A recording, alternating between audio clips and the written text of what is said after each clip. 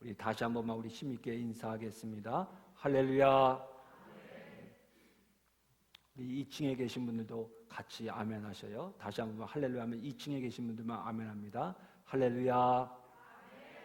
예. 우리 여러분들, 우리 젊으신 분들은 지금 우리 교회 2층에 다 올라가 계셔요. 여긴 조금 나이가 드신 분들이고 조금 다리가 튼튼하신 분들은 2층에서 함께 예배드리고 있습니다.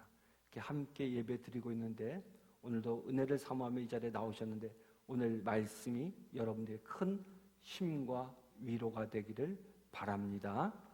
우리 지난 몇 주간 나눴던 설교 제목을 한번 따라해 보시기를 바랍니다. 근심하지 말라, 기도하라. 또 한 번만 따라합니다. 근심하지 말라, 너도 큰 일을 하리라. 다시 한 번만 따라합니다. 근심하지 말라, 큰 일을 하리라. 그리고 오늘 설교 제목입니다. 오늘 설교 제목 한번 따라합니다. 근심하지 말라, 함께하리라. 아멘. 오늘까지 지난주부터 행한 설교 제목들을 여러분이 꼭 기억하여 주시기 바랍니다. 근심하지 말라, 기도하라. 근심하지 말라, 큰 일을 행하리라. 근심하지 말라, 내가 너와 함께 하리라. 이 시간 우리는 사람의 지혜로는 전혀 이해할 수 없는 놀라운 말씀을 함께 읽고 펴놓고 있습니다. 오늘 우리가 읽은 말씀은 너무나도 신비한 내용이라 처음부터 마지막 순간까지 지혜의 영이신 성령께서 우리의 마음의 눈을 열어달라고 기도해야 될 부분입니다. 하나님께서 주시는 신령한 지혜로 오늘 말씀을 깨닫는 귀한 시간이 되시기를 주의 이름으로 축원합니다. 사랑하는 성도 여러분, 오늘 우리가 함께 나누게 될 말씀은 기독교 신앙에 있어서 대단히 중요한 말씀입니다. 그런데 우리가 많은 경우 이 말씀을 눈으로만 읽고 지나가서 기독교 신앙의 핵심을 놓치는 경우가 많이 있어요. 오늘 우리가 읽은 14장 16절로 20절의 말씀은 기독교 신앙에 있어서 굉장히 중요한 말씀입니다. 오늘 이 자리에 나온 여러분들 말씀을 귀담아 들으시고 이 말씀이 머리로만 깨달아지는 것이 아니라 여러분들의 가슴에 새겨져서 하나님의 사람으로 세상을 살아갈 수 있기를 주의 이름으로 축원합니다. 예수님께서 제자들을 남겨놓고 십자가를 지기 위해 떠나가시면서 슬픔에 젖어 있는 그들을 위로하기 위해서 여러 번 반복하신 말씀이 몇 가지 있습니다. 그 첫 번째는 기도에 대해서 반복해서 말씀하셨고요. 그 다음으로 많이 하신 말씀이 바로 성령에 관한 것이었습니다. 요한복음 14장부터 16장까지를 읽어보게 되면 성령에 관해서 4번이나 반복하면서 예수님께서 말씀해 주십니다. 반복한다는 것은 그만큼 중요하다는 이야기입니다. 어떤 사람은 어디서 한번 들은 이야기는 절대로 다시 안 들으려고 합니다. 그러나 그래서는 안 됩니다. 교회에서 자주 듣는 말씀일수록 성경에서 자주 반복되는 말씀일수록 우리는 정신을 바짝 차리고 들어야 합니다. 중요하기 때문에 한 번만 들어서는 안 되는 것입니다. 예수님께서 성령에 관해 4번이나 반복하신 이유도 다른 데 있지 않습니다. 너무나도 중요하니까 거듭 강조하시는 것입니다. 성령이 누구십니까? 천지를 창조하신 하나님의 영이십니다. 성령이 누구십니까? 예수 그리스도를 처녀의 몸에 잉태케 하신 하나님의 영입니다. 성령님이 누구십니까? 예수님이 세상에 계실 때 그에게 능력과 권세를 주신 하나님의 영입니다. 성령이 누구이십니까? 예수님께서 십자가에 못 박혀 죽으시고 무덤에 장사되었을 때에 그를 예수님을 죽음에서 일으켜 주신 하나님의 영입니다. 성령이 누구십니까? 선지자와 사도들의 마음을 감동시켜서 신구약 성경을 기록하게 하신 하나님의 영입니다. 성령님이 누구십니까? 이 세상의 교회를 탄생하게 하게 하시고 그 교회에 생명력을 불어넣으시고 하나님의 권세를 입혀주신 하나님의 영이십니다. 그러므로 성령님은 바로 하나님이십니다. 성부가 하나님이요 성자가 하나님인 것처럼 성령도 하나님이십니다. 성령은 물건이 아닙니다. 성령은 어떤 능력이나 기운도 아닙니다. 성령은 어떤 사람의 공상이나 환상도 아닙니다. 성령님은 하나님으로서의 제3위 인격자이십니다. 성령님이 너무나 중요한 분이기에 예수님께서는 지금 제자들을 남겨놓고 길을 떠나시는 과정 속에서 제자들을 향해서 여러 번 반복해서 성령에 대해서 말씀하시는 것입니다. 바라기는 오늘 이 자리에 나온 여러분들이 오늘 성령님에 대해서 깨달으시고 성령으로 인하여 새로운 믿음 생활을 시작할 수 있는 복된 날이 되시기를 주의 이름으로 축원합니다. 예수님께서 오늘 제자들 향해서 똑같이 반복해서 말씀하고 계시는데 이 예수님께서 제자들에게 들려주고 있는 이 말씀 역시 오늘 예수님께서 제자들뿐만 아니라 오늘 이 자리에 나온 저와 여러분들에게 똑같이 들려주시는 말씀이라고 믿습니다. 여러분 성령에 대해서 다 안다고 은근히 생각하는 분이 계실지 모르겠습니다. 그러나 그렇지 않습니다. 우리는 성령에 대해서 더 많이 배우고 듣고 체험해야 합니다. 여러분 오늘 우리가 읽은 요한복음 14장 16절 말씀을 보겠습니다. 중요한 말씀이니까 다 한번 성경을 찾아보십니다.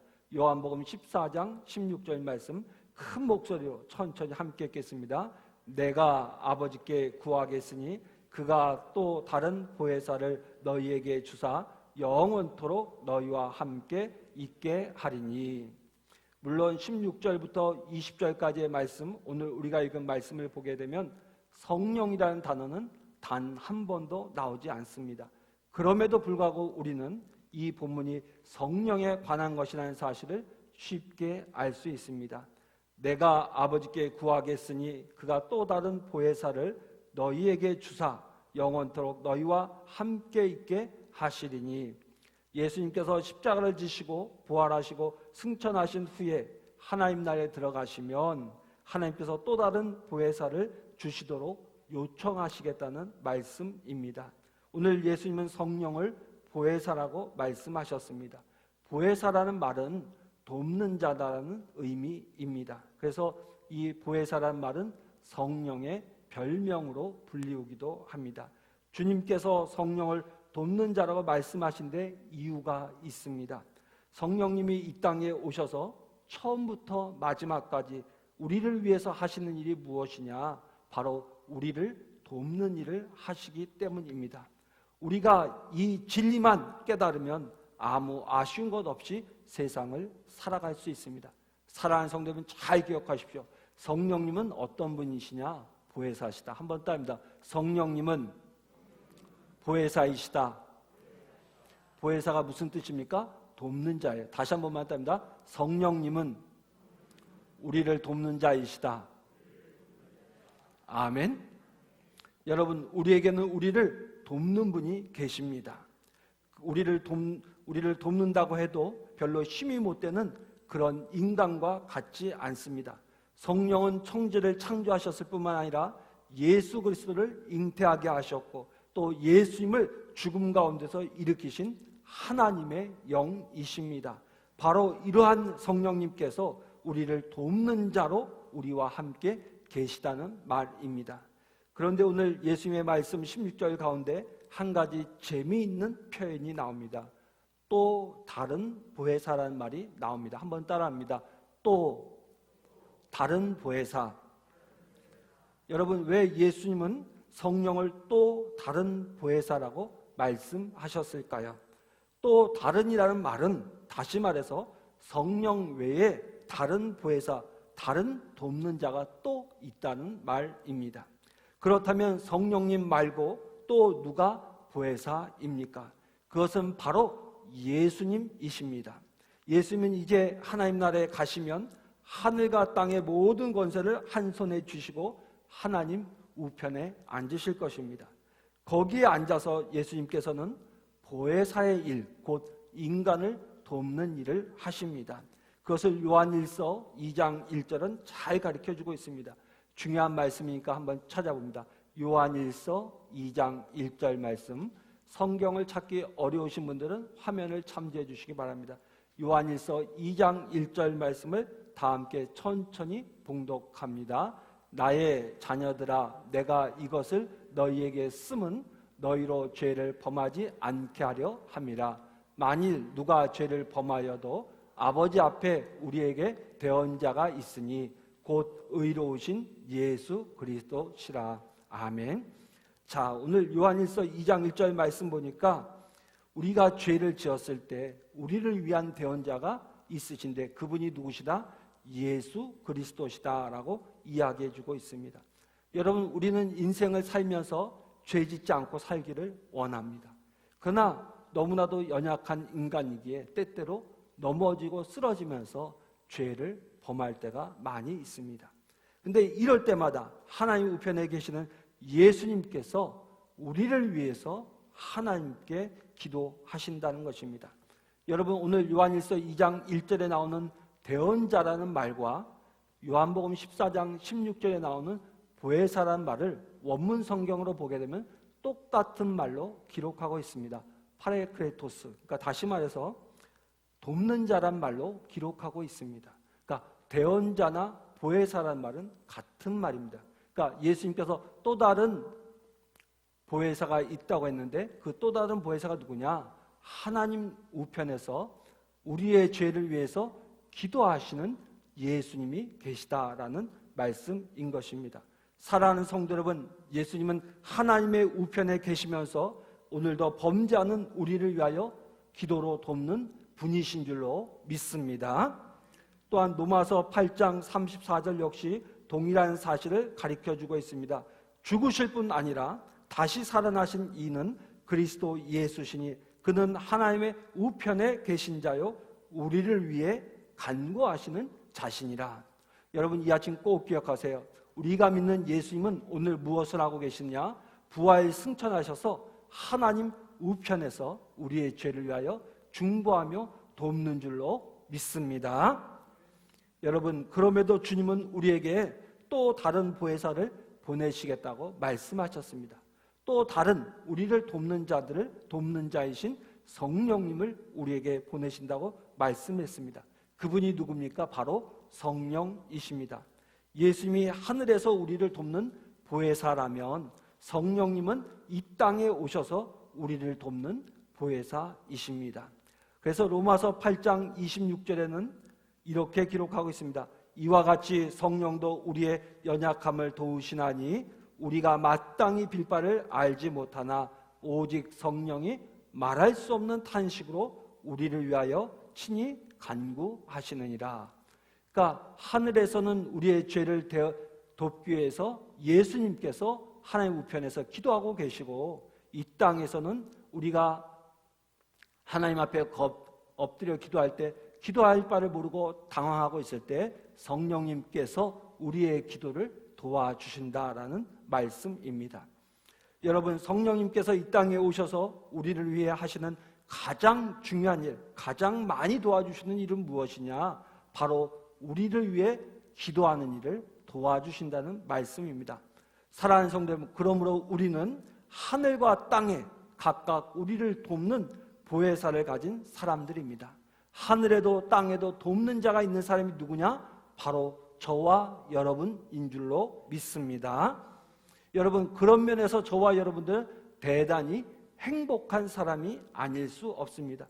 여러분, 하늘에도 땅에도 돕는 자가 있다면 얼마나 행복한 사람입니까? 예수님은 승천하신 후에 약속대로 성령을 보내주셨습니다. 우리는 사도행전 2장을 통해서 성령이 처음 임하시는 사건이 얼마나 극적이었는지를 잘 알고 있습니다. 성령이 처음 임할 때는 굉장히 요란했습니다. 바람 소리가 들리는가 하면 불의 혀 같은 것들이 사람들의 머리 위에 임했습니다. 또 사람들의 입에서는 방언이 터져나와 하나님을 찬양했습니다. 그곳에 모인 사람들이 얼마나 소란했던지 예루살렘에 있던 많은 사람들이 그 소리를 듣고 달려올 정도였습니다. 그러나 그런 사건은 한 번으로 끝났습니다. 마찬가지로 성령도 처음에 오실 때는 극적으로 오셨지만 이제는 그런 현상이 더 이상 일어나지 않고 있습니다.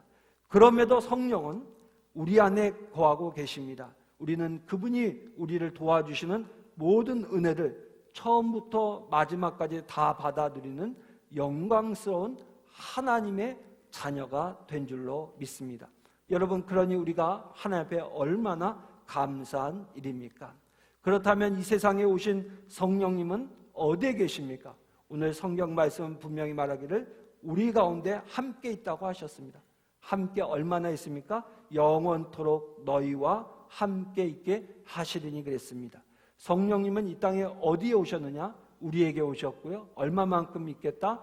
영원히 있겠다. 그러니까 곧 인간이 이 땅을 살아가는 동안, 하나님의 자녀가 이 땅을 살아가는 동안 성령님께서 이 땅에 오셔서 우리를 영원토록 보호하시고 지켜주시겠다고 말씀하고 있는 것입니다. 사랑하는 성도 여러분, 요한복음 14장 17절 말씀을 보십시오. 요한복음 14장 17절 말씀입니다. 여러분, 중요한 말씀이니까 오늘은 좀 다 성경을 찾으면서 함께 읽겠습니다. 요한복음 14장 17절 말씀 다 함께 천천히 읽습니다. 그는 진리의 영이라 세상은 능히 그를 받지 못하나니 이는 그를 보지도 못하고 알지도 못함이라. 그러나 너희는 그를 아나니 그는 너희와 함께 거하시며 또 너희 속에 계시겠음이라. 여러분, 16절 말씀을 보다 더 명확하게 설명해 주고 있습니다. 성령이 세상에 오신 것이 아니라 오히려 세상은 성령을 알지도 못합니다. 그러나 그 성령은 교회, 곧 우리 안에 함께 계신다고 이야기하고 있습니다. 여러분, 성령님께서 계시겠다고 하신 곳이 어디입니까? 바로 우리의 마음입니다. 만일 여러분이 이것이 정말 사실일까 하고 조금이라도 의심하기 시작한다면 끝이 없습니다. 어떻게 하나님이신 성령이 내 마음속에 와서 거하실까? 그분이 어떻게 영원토록 나를 떠나지 않고 나와 함께 하신다고 하신 것이 사실일까라고 생각하면 생각할수록 너무나 신비스러운 이야기입니다. 그런데 이와 같이 신비스러운 이야기가 여기서 끝나지 않습니다. 성령 하나님이 우리 안에 거하시게 되면 하나님 우편에 계시는 살아계신 예수님이 우리 안에 영으로 계시게 된다고 합니다. 좀 더 쉽게 말씀드리면 성령이 우리와 함께 거하시게 되면 동시에 예수 그리스도가 영으로 우리와 함께 거하시게 된다는 것입니다. 우리가 성령 하나님뿐만 아니라 성자 하나님까지 모시고 사는 기가 막힌 존재가 된다는 것입니다. 하늘에 계신 보혜사와 땅에 있는 보혜사 두 분을 모시고 사는 놀라운 일이 벌어지는 것입니다. 이와 같이 성령이 내 안에 거하시고 성자가 내 안에 거하시는 사건을 신학적으로 무엇이라고 하냐면 내주하심이다, 이렇게 이야기합니다. 따라합니다. 내주하심. 한번 따라합니다. 내주하심. 성령님이 내 안에 거하시면 예수님께서 영으로 우리와 함께 거하십니다. 그러면 성령이 우리 안에 거하심으로 살아계신 예수님도 우리 안에 거하신다는 것을 우리가 무엇으로 확인할 수 있습니까? 요한복음 14장 18절 말씀입니다. 14장 18절 말씀. 자, 중요한 말씀이니까 큰 목소리로 다 함께 읽습니다. 내가 너희를 고아와 같이 버려두지 아니하고 너희에게로 오리라. 여기서 내가라는 예수님을 가리키는 말씀입니다. 예수님이 다시 오신다는 말씀입니다. 이 말은 예수님께서 부활하셔서 제자들을 만나시겠다는 그런 의미의 말씀이 아니라 더 중요한 것은 성령이 오심으로 인해서 예수님이 제자들에게 다시 오신다는 말씀입니다. 자, 오늘 본문 말씀 19절 말씀을 다 함께 천천히 읽겠습니다. 요한복음 14장 19절 말씀입니다. 조금 있으면 세상은 다시 나를 보지 못할 것이로되 너희는 나를 보리니 이는 내가 살아있고 너희도 살아있겠음이라. 부활하신 예수님을 세상은 다시 보지 못하지만 우리는 봅니다. 성령이 우리 안에 와서 우리 마음에 거하기 시작하면 성자 되신 예수님께서도 우리 마음에 영으로 오셔서 거하시는 기적과 같은 일이 우리 가운데 일어나게 될 것이라는 말씀인 것입니다. 그래서 로마서 8장 9절로 11절 말씀을 보게 되면 이렇게 기록하고 있습니다. 조금 어려운 말씀이지만 우리 로마서 8장 말씀을 찾아보겠습니다. 로마서 8장 9절로 11절의 말씀, 우리 천천히 한 목소리로 봉독합니다. 지금까지 제가 드린 말씀을 사도 바울이 잘 정리했습니다. 로마서 8장 9절로 11절까지 말씀 우리 천천히 한 목소리로 봉독합니다. 만일 너희 속에 하나님의 영이 거하시면 너희가 육신에 있지 아니하고 영에 있나니 누구든지 그리스도의 영이 없으면 그리스도의 사람이 아니라 또 그리스도께서 너희 안에 계시면 몸은 죄로 말미암아 죽은 것이나 영은 의로 말미암아 살아 있는 것이니라. 예수를 죽은 가운데서 살리신 이의 영이 너희 안에 거하시면 그리스도 예수를 죽은 가운데서 살리신 이가 너희 안에 거하시는 그의 영으로 말미암아 너희 죽을 몸도 살리시리라. 자, 오늘 9절로 11절 말씀을 보게 되면 처음에는 우리 속에 하나님의 영이 거하신다고 말씀하시다가 다음 절에 가서는 그리스도의 영이 거하신다고 말하고, 그리고 마지막 절에 가서는 그리스도가 계신다고 말씀합니다. 그러니까 성경은 우리 안에 계신 분이 성자인지 성령인지 구별하지 않고 말씀하고 있는 것입니다. 더욱 놀라운 것은 우리의 인간의 지각으로는 도무지 이해할 수 없는 아주 헷갈리는 이러한 말씀을 해놓고도 예수님은 거기에 대해서 무슨 설명을 하려고 하지 않는다는 사실입니다. 그저 태연하게 이런 일이 일어날 것이라고 말씀만 하고 계십니다. 자, 요한복음 14장 20절 말씀입니다. 다시 본문 말씀으로 돌아오셔서 조금 오늘 번거로우셔도 성경 말씀을 잘 보셔야 중요한 말씀이니까 요한복음 14장 20절 말씀 큰 목소리로 천천히 봉독하겠습니다.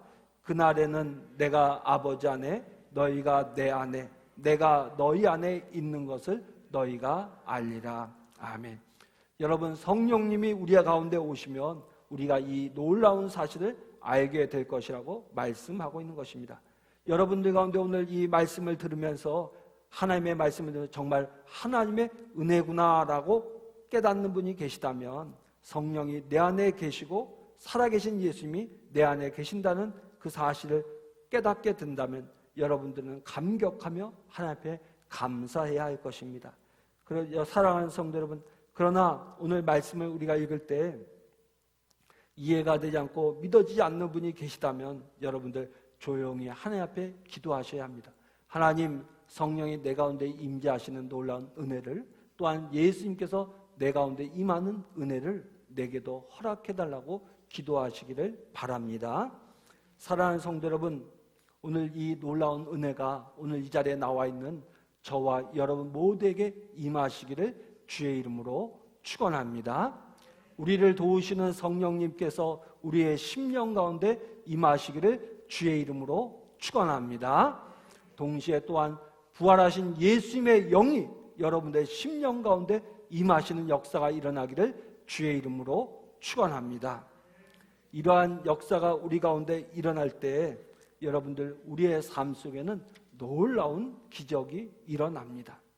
여러분, 특별히 오늘 우리가 읽은 말씀 가운데 요한복음 14장 18절 말씀은 참으로 우리의 마음을 뜨겁게 하는 말씀이 아닐 수 없습니다. 여러분, 14장 18절 말씀을 다시 한 번만 천천히 봉독하겠습니다.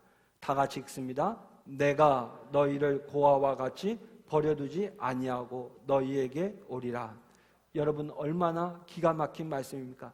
예수님께서 우리를 고아와 같이 세상 가운데 버려두지 아니하시고 이 땅에 오시겠다는 거예요. 우리 가운데 오시겠다는 겁니다.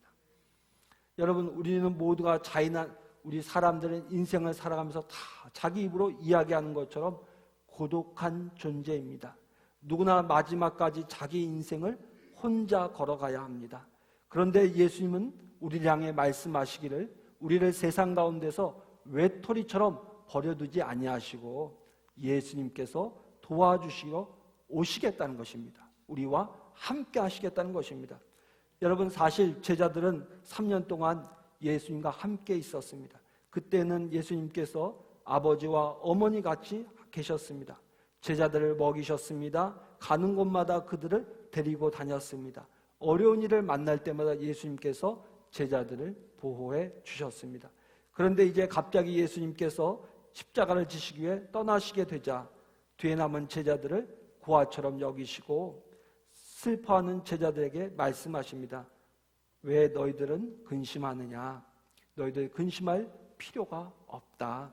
너희는 고아가 아니다.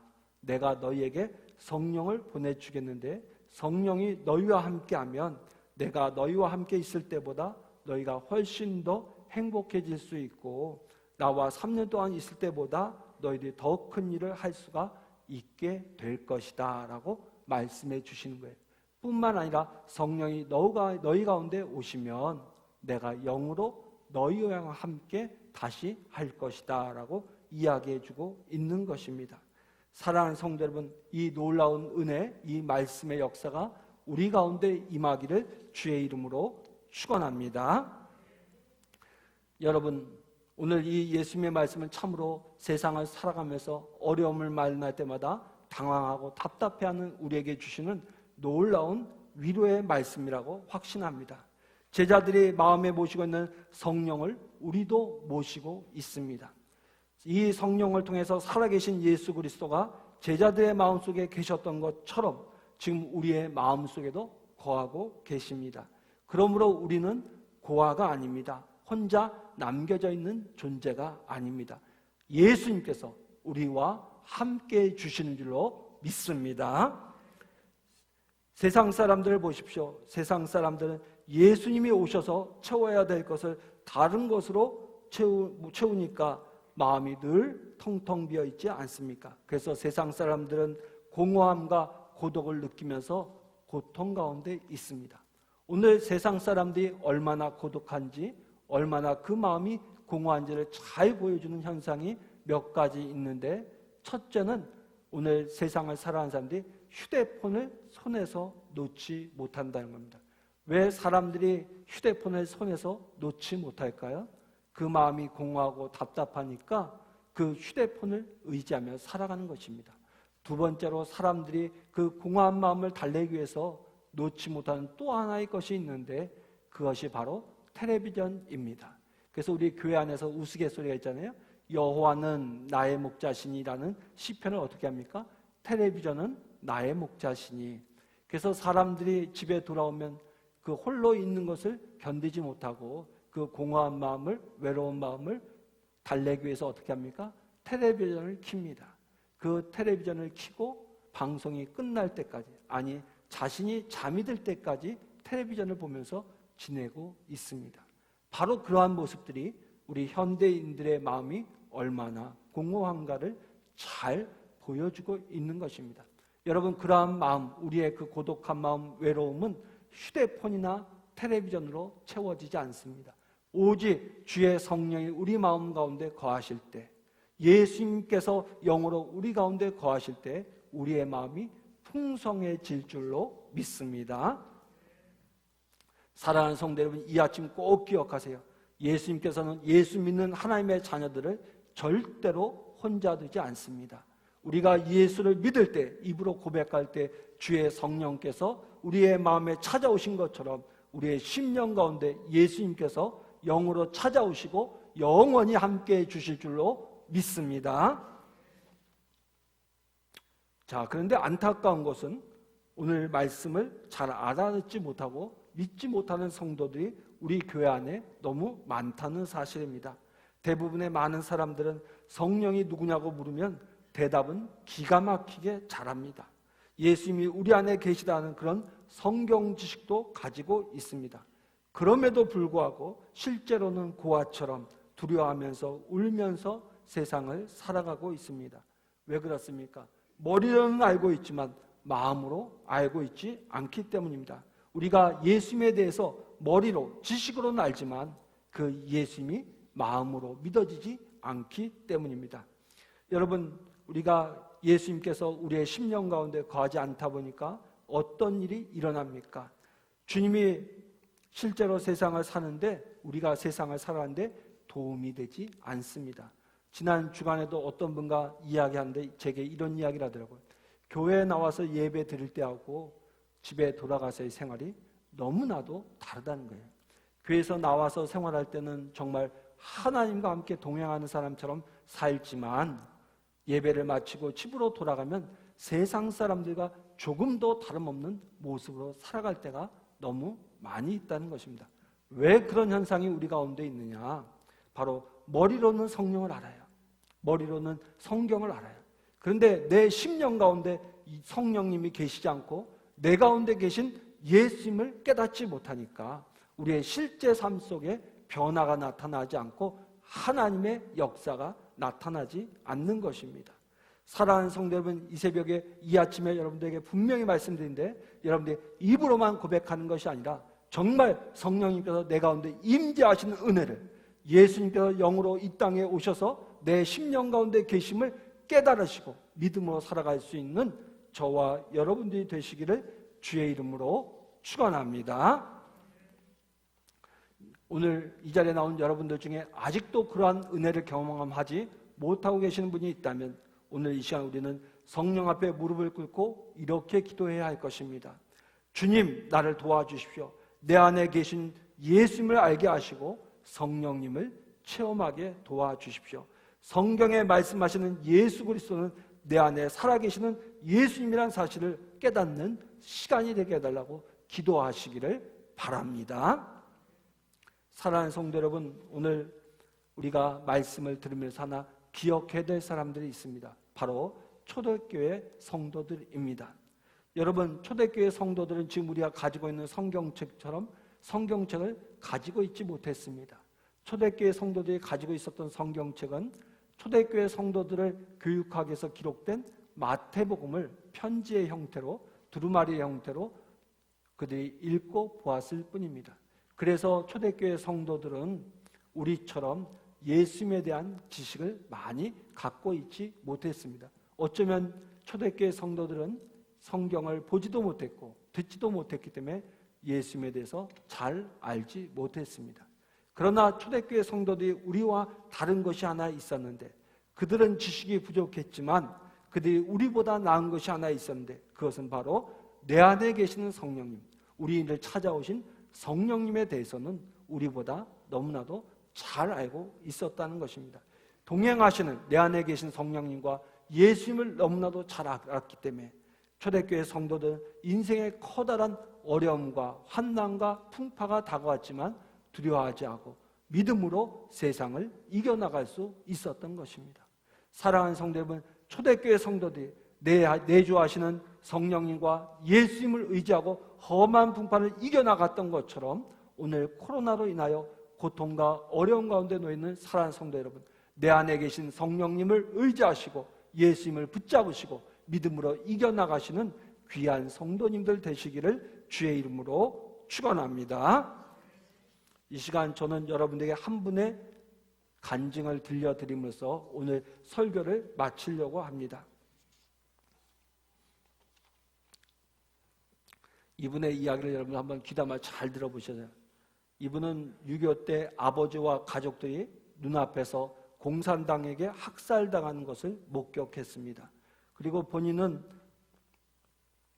그 6.25 전쟁통에 수없는 사선을 헤매다가 간신히 남한으로 넘어올 수가 있었습니다. 그런데 그렇게 간신히 생명을 부지하고 이 땅에 내려왔는데 너무나도 가난했고 너무나도 힘들었습니다. 그리고 너무나도 가슴 아픈 일들이 그의 가정에 몰려왔습니다.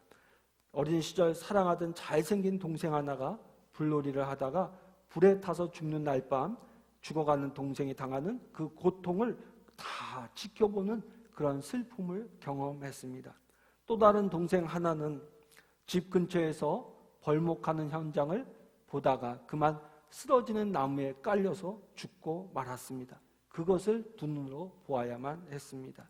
그리고 이 글을 쓰고 있는 그때가 1982년 나이가 환갑이었는데 그때 고등학교 교감으로 봉직하던 착하디 착한 자기 동생이 10살부터 16살까지 줄줄이 달려있는 딸 4명을 남겨놓고 간암으로 죽는 고통을 겪었습니다. 뿐만 아니라 그 전해에는 자기 딸이 위암으로 6개월간 투병하다가 두 어린 딸을 남겨놓고 아버지에게 이 두 딸을 부탁한다는 말만 남기고 죽는 비극을 경험해야 했습니다. 그리고 이 글을 쓰고 있는 그 해에는 동생과 제수가 죽고 막내 동생은 간경화로 시한부 인생을 살고 있었습니다. 고아원을 차려야 할 정도로 모두가 부모 없는 자녀들을 남기고 떠나갔습니다. 근데 그때 이분의 나이가 얼마였냐면 60세이었습니다. 얼마나 기가 막힌 상황입니까? 우리는 오늘 이분이 겪은 사건을 하나라도 겪었다면 아마 주눅이 드러나서 일어나지도 못할 것입니다. 그러나 놀랍게도 이렇게 줄줄이 연이어 오는 많은 비극을 겪으면서도 이분은 이런 글을 쓰셨습니다. 정직하게 고백하면 나는 하나의 얼굴로는 웃고 다른 하나의 얼굴로는 운다. 내 영은 주님을 찬양하고 기뻐하고 감사하지만 깊은 곳에서 샘물같이 환희가 솟는다. 그러나 다른 마음은 하늘에서는 비가 끊임없이 내리고 있다. 옆을 보면 정신 착란증이 걸릴 것 같고 위를 보면 현기증이 날 것 같고 내 안을 들여다보면 죄와 추한 것들이 있고 과거는 회한과 슬픔뿐이고 미래는 안개처럼 불확실하고 불안하다. 나는 주님을 바라봐야 한다. 과거는 아무리 더럽고 아프고 서러워도 내일과 새해와 미래는 때묻지 않은 순수한 페이지. 무한한 잠재적 가능성, 공주와 같은 처녀성이 백지와 같이 열려있다. 시집가는 처녀처럼 새날을 맞이하여 새 집에서 새 살림을 꾸려 새 사랑을 사는 것처럼 한 해 한 해를 사는 것이 아니다. 하루하루를 사는 것도 아니다. 한 발짝 한 호흡 주님을 사랑하며 창세기의 첫날처럼 날마다 영원한 첫사랑으로 살자.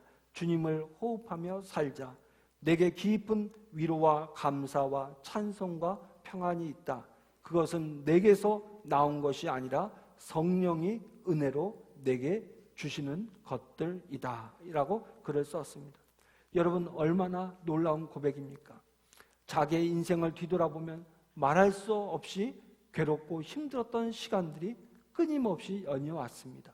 얼마나 힘들었던지 자기의 과거와 자기의 형편을 보면 정신 착란증에 걸릴 정도라고 고백을 합니다.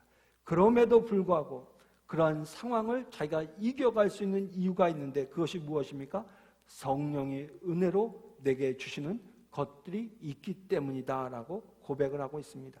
바로 이러한 고백을 하고 있는 분이 누구신지 아십니까? 바로 우리 기독교의 귀한 기관인 대학교 기독교 선교회인 CCC의 창시자인 김중권 목사님의 고백인 것입니다. 그는 많은 눈물의 골짜기를 거쳐오면서도 희한한 기쁨을 체험하면서 하늘을 향하여 마치 처녀가 새 살림을 꾸미는 듯이 새로운 인생을 바라보면서 한 걸음 한 걸음 옮길 수 있었던 그 힘은 어디에서 나온 것이냐? 바로 내 안에 계시는 예수님, 내 안에 계시는 성령님의 도움 때문이었다라고 고백하고 있습니다. 사랑하는 성도 여러분, 우리가 이런 능력을 가지고 세상을 살아가야 될 줄로 믿습니다. 그러기 위해서는 어떻게 되느냐? 바로 저와 여러분들이 내주하시는 성령님, 그리고 우리와 함께 하시는 예수님을 믿어야 되고 우리가 체험해야 합니다. 사랑하는 성도 여러분, 이 시간 간절히 기도하기를 원합니다. 우리 잠깐 마음을 모두시기를 바랍니다. 기도하기를 원합니다. 기도하겠습니다.